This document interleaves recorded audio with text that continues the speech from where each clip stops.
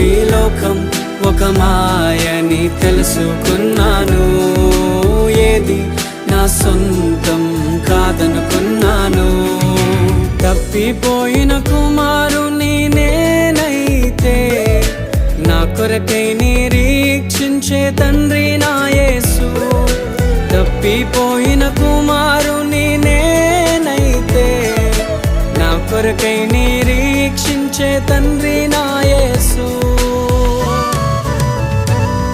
ఈ లోకమంతా నేను వెతకినా నాకు లేదయ్యా ఎక్కడా ఆనందం.